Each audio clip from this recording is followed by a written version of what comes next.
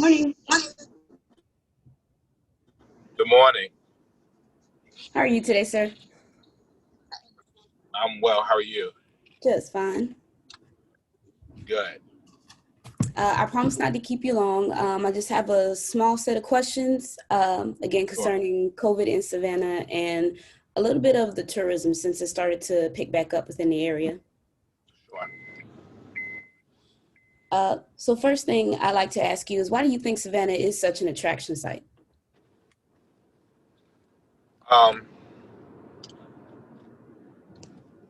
People, proximity, and history.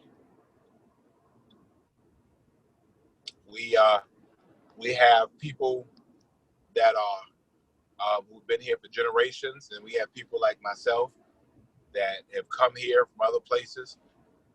Proximity. We are located right off of the I-95 corridor, which is the major corridor that goes from Maine to Miami. We are literally right off of that busy thoroughfare.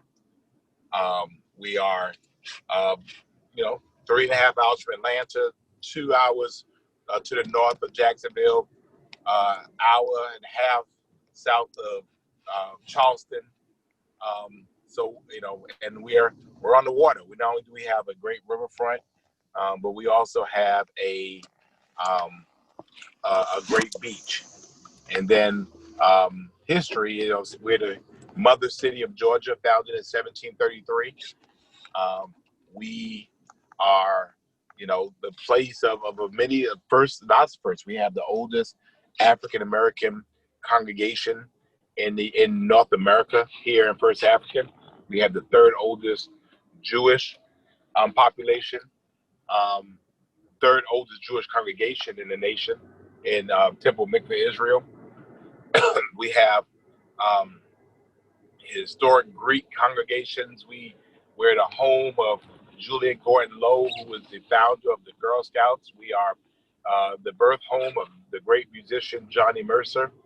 Um, you know, we are um, we have the largest, um, one of the oldest and largest historic districts in the United States. One of the largest tree canopies in the country. We're a planned city. We are we're the home of Forrest Gump. We are the home of Glory. We're the home of The General's Daughter. We're the home of Gemini Man and Ledger of Bagger Vance. I think, when you look at Savannah, the people, our proximity, and our history makes us an attractive place, not only for people to visit, but for people to live. Oh, well, not to mention that we're a military town as well. So we have Hunter, and we're not far from Fort Stewart, which is the home of the 3rd Infantry Division, which is the largest military installation east of the Mississippi River.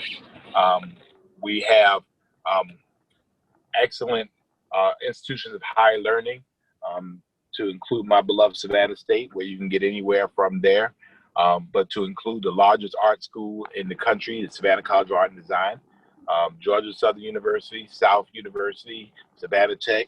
There's just a lot of reasons why Savannah is attractive. Yes, sir. How much has COVID affected Savannah's business industry? From what I've gathered, at least the tourism, um, due to like St. Patrick's Day, of all those events, a lot of those got canceled, and there it became a little stagnant midsummer, and the numbers are. Hold on a second. My office called. Hold on. Mhm. Hey, I'm good. How are you?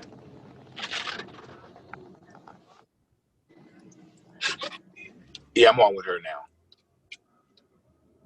Okay, no, I appreciate that. All right.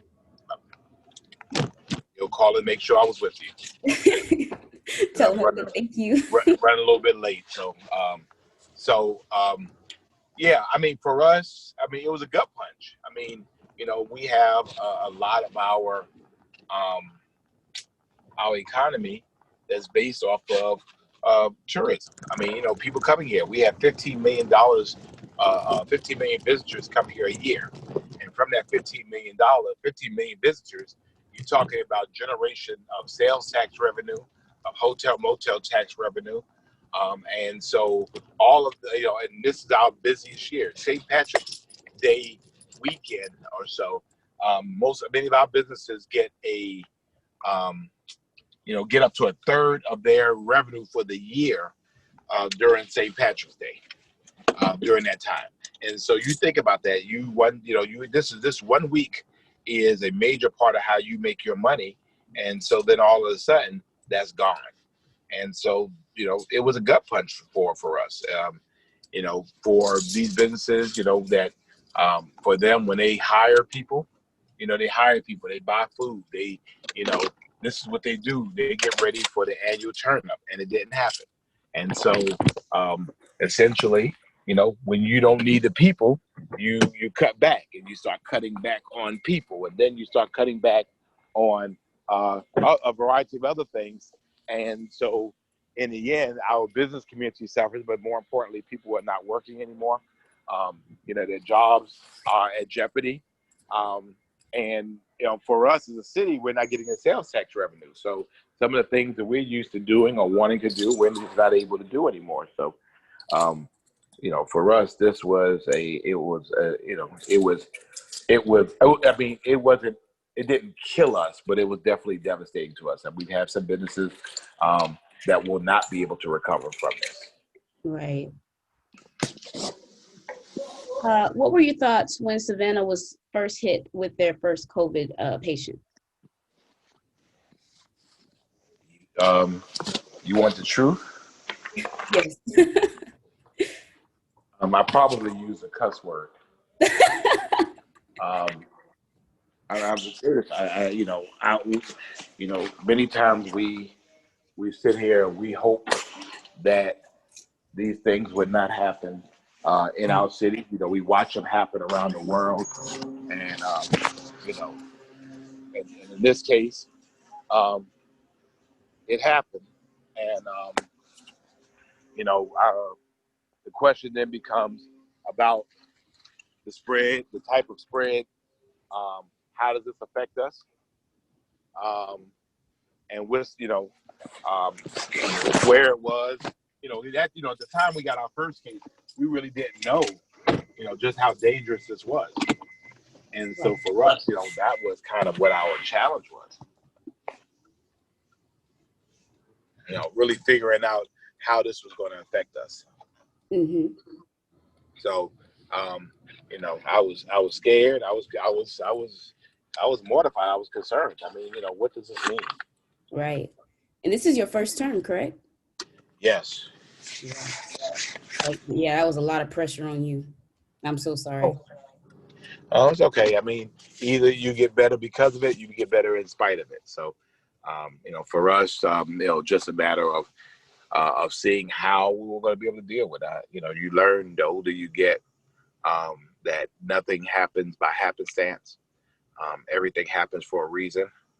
And, my faith system tells me that if God put me there, then God is going to get me through it. So that's been, literally the faith walk that, we've been on. It's like, okay, well, if he chose me to be here during this time, then he must be going to give me the tools and the abilities to lead this city. If he's put me, in charge of all of these people, responsible for all these people, then he's going to give me the means of taking care of them and protecting them.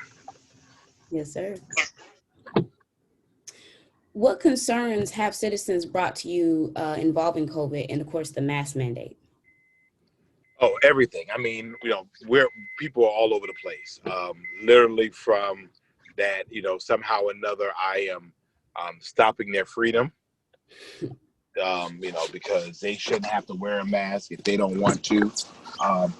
To people feeling like I shut the city down too quickly. I didn't shut it down fast enough.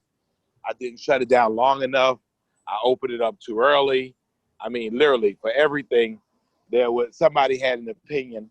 And so, and just people's opinions based on where they were. So obviously business owners didn't want us to shut down businesses, but then employees were saying, hey, I don't feel safe working here.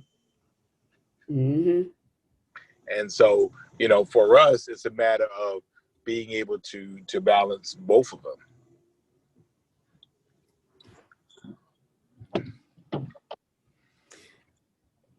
Besides Governor Kemp,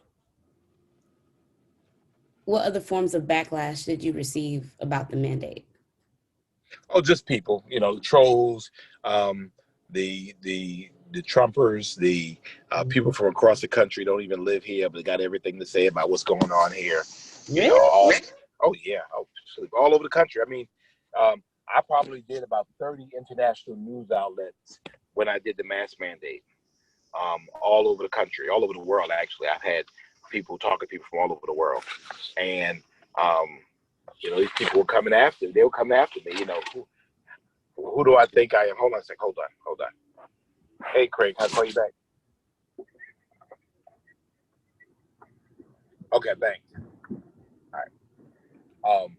So so in this case, it was more, um, you know, what do we, um, we got some people threatening to do me bodily harm and all that kind of stuff, and a couple of death threats and that kind of foolishness. Oh Um, my God. yeah, yeah. I mean, because they're not here, so they get on here and they just, we're gonna do this to you, we're gonna do that to you, and you know, all right, bring it on. So, but yeah, that's some of the stuff that we faced. My goodness. I've seen in the news that the Conference of Mayors are urging administration leaders to pass a bipartisan COVID package. If it is Yes. passed, what will this do for Savannah? Well, in particular, we're talking about the Heroes Act, um, and the difference with the Heroes Act is that we want the money to come directly to cities. Right now, um, they only want to give money to cities that are over a 500,000 people or more. There's only 34, 36 cities in the country that are over a 500,000. None of them are in Georgia. Um, Oh, wow. yeah, none of them are in Georgia. Hold on a second. Hold on Mhm. 1 second.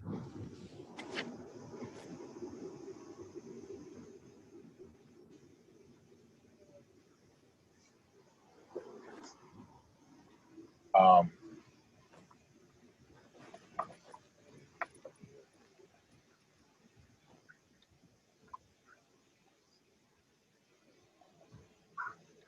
1 second. Take your time. Um, so for us, we're saying we use this money directly. We know how this money could best be spent. Bring this money directly to us. Um, Mhm. don't put yourselves in a situation where we have to bargain with the state, because the problem with this is if the money comes to the state and we have to get the money from the state, well, as you know, Governor Kemp wasn't really feeling me. And so, Mhm. they basically would do things like say, all right, well, we're going to give you this money. You got 3 weeks in which to spend it. And you have to have receipts. And if you don't spend it, then it comes back to us. Well, the federal government didn't put those types of restrictions on us. Right. And so that's why we're fighting and saying, we need comprehensive stuff. We need to know, what's going on and how it's going on. And we need to feel good about what's happening with us. And, right at that point, we were not. Right.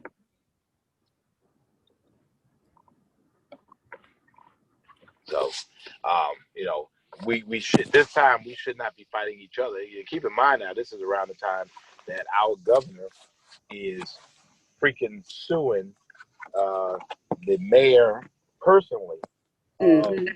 of the city of Atlanta for her mask mandate when Savannah was the first city to actually do it. Mhm. But I was he wondering. didn't. Yeah, he didn't come for us. Um, he came for them, but Mhm. he didn't want none of this. But he did.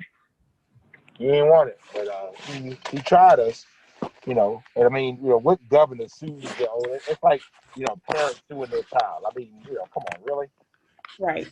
that made national news as well. Mm. Um, and so we just got caught up in this stuff, and this is where we were, and this is how we found ourselves, and you know, um, but for us, we wanted to be able to deal with the federal government directly. We didn't want to have to go through nobody. We wanted to be able to determine, and we felt like we could determine for ourselves what was best for us. Hmm. And again, I'm sorry, I'm still on the move. No, you're fine. You're fine. Um, Very, where did the idea of the COVID resource team come from? from me. Thank you. How you doing, sir? All right, thank you. It came from me. It was around the thought that, um, first of all, thank you. We believed, and it's been bared out, that we had a right to determine for ourselves um, what we were going to do um, in terms of a mask mandate. And for us, it was a matter of trying to say, how do we get this done? The Hmm. hard part for us was that, as um, you know, police are having a real hard time right now. And the last thing we needed was a police brutality incident because somebody got into it with a kid who refused to wear their mask. Right. So we have city employees that are not police officers. They are deputized, issue citations. Um, for me, the goal has never been. Um, Good morning.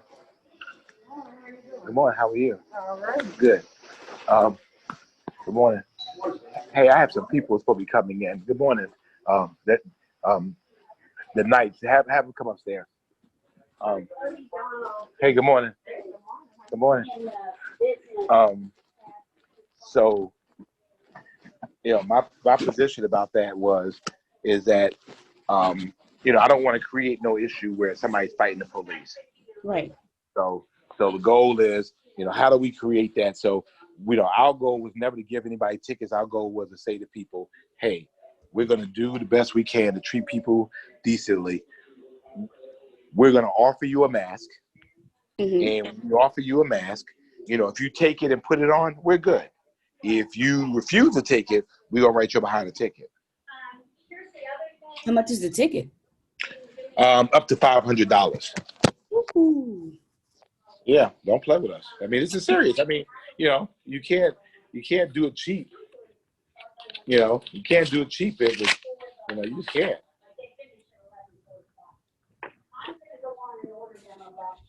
Now, I noticed that there is still a great deal of people that believe they still shouldn't have to wear the mask. Um, Right. along with that fine, do you have any other protocols in place to deal with people like that? No, Mhm. I mean, because basically now this is an emergency order. If you're saying willfully that you will not do it, then that's fine. But just know that there are going to be some repercussions for you not doing that. Mhm.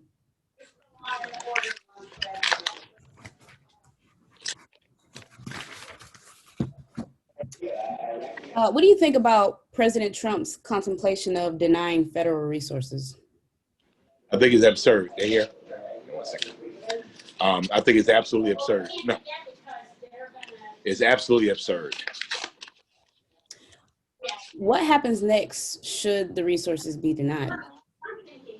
Then, well, our thought is that we have the check and balances, the House of Representatives and the Senate, which is why we are talking with them, and Hmm. we find ways to address that. Hmm.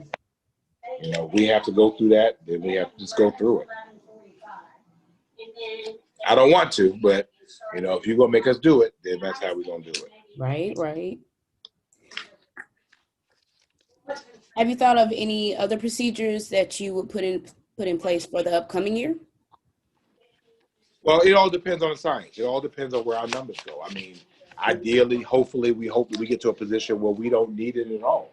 Right. Um, but in the event that doesn't happen, then we have to be prepared to do something else. And I've seen where the experts are talking where they believe that the numbers will, of course, spike during the holidays. Right. Well, the goal is that if we can get past Labor Day, then the next big holiday will be until later on in the year, and so Thanksgiving. And so the goal is try to fight every battle as best we can. Hmm. Every day, every battle, best we can. Yes, sir. Live to fight another day. Well, what words of encouragement would you give to your citizens and the tourists that travel into the area? That Savannah we're open for business. We're a welcoming city, but uh, to assist us in our efforts to keep people safe by by wearing your mask, washing your hands, and watching your distance. Yes, sir. And is there anything else you would like to say to the public? No, what is this for? It's for my senior project at Savannah State. Again, I'm doing a investigative story on Savannah's recovery rate and tourism. Well, I think that college students play a major role in this. I mean, our greatest rates of infections are 20 to 29-year-olds, followed by 30 to 39-year-olds. And, if people in colleges can't come there and just turn up. I know they've been home and I know they've been tied up and I know, they've been wanting to get away from their parents. But, to come to school and get irresponsible I mean, they are the ones literally that could kill us. Yeah. They can, because then they go home to grandmama and them, and grandmama and them get sick, and grandmama and them die, and then grandmama, I didn't know. That's where we need them to grow up a little sooner. We need them to take charge of this, to own this moment, because their ability to continue in school is going to depend on their ability to follow the rules. Yes, sir. Right? Yes, sir. Thank you so much. I would love to see your report when it's completed. Absolutely. I'll send it to you as soon as I'm done with it. And what's your major? Journalism. Okay, so you're the MJAG, right? MJAG? No, I've never heard of that one. No, what's it called? Mass Communications, MCAT. What's the name? KMC. JMC. Okay. Yeah. Journalism, Mass Communications. Right. JMC. I knew it was something. Yes, sir. Well, congratulations to you, and we wish you the best. And again, any way we can be of help, let us know. Okay. Yes, sir. Thank you so much. You can get anywhere from there. Anywhere. Yes, sir. No All doubt. right. Have a good day. All right.